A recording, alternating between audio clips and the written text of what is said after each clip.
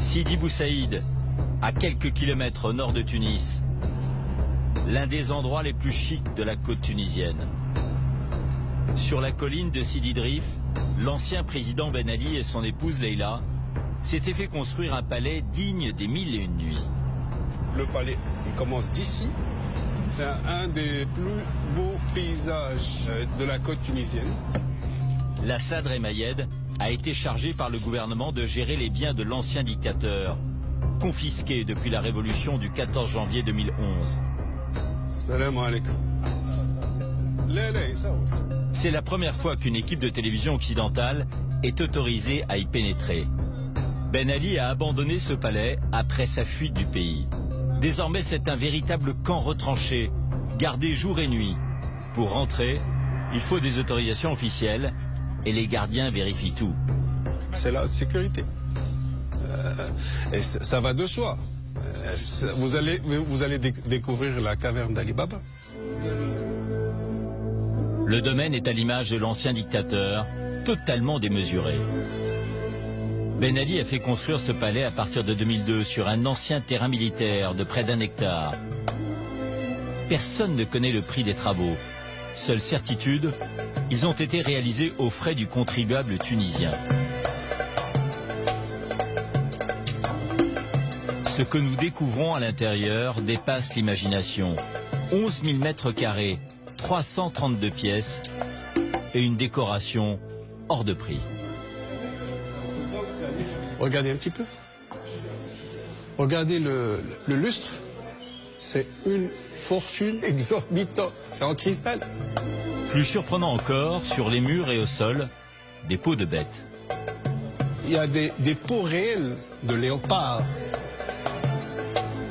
Cette pièce servait de salle de jeu pour le petit Mohamed, le fils de Ben Ali et Leïla. Né en 2005, il était considéré comme le futur héritier. Mohamed vivait ici seul avec ses parents, quasi retranché, sans contact avec le pays réel. L'enfant avait sa suite. C'est son monde à lui ici. Voilà, c'est son salon, son bureau, sa télé. On lui apprend à être empereur. Même les meubles de la chambre de l'enfant sont des pièces d'orfèvrerie.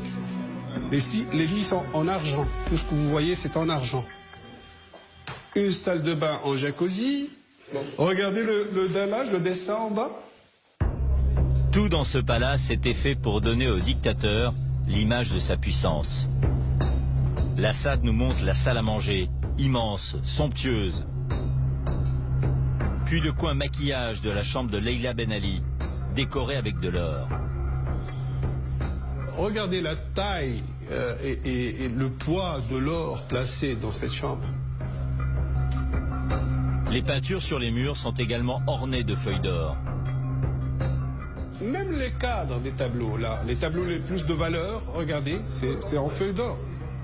Vous ne pouvez même pas avoir une idée claire de ce que vivait son peuple.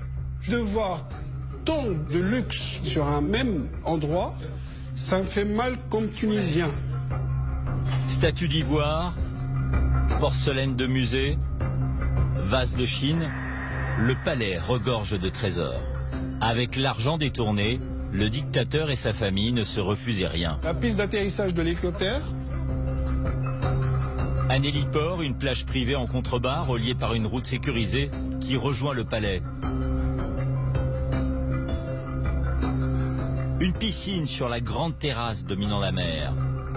Et une autre encore dans les sous-sols, avec salle de relaxation. Rien que dans cette résidence, il y a plus de 50 000 objets. L'ensemble du palais, ce qu'il contient, est évalué à plus de 500 millions d'euros. L'inventaire détaillé des multiples biens de la famille va prendre des années. D'autant plus que cette fortune n'était pas uniquement mobilière. Dans cette bibliothèque, c'est Ali. Un coffre-fort caché derrière un faux livre, comme dans les films. Voilà. Voilà, c'est comme ça, mais une tirette.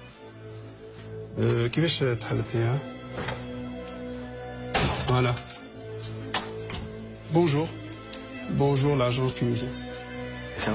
À l'intérieur, ce que découvrent les enquêteurs juste après la Révolution, sous le regard d'une caméra de télévision tunisienne, est à peine croyable. Des centaines de liasses de billets, notamment de 500 €, empaquetés sous plastique. Mais aussi des devises en provenance du monde entier. En tout, plus de 20 millions d'euros d'argent liquide. Une somme colossale abandonnée par Ben Ali au moment de sa fuite.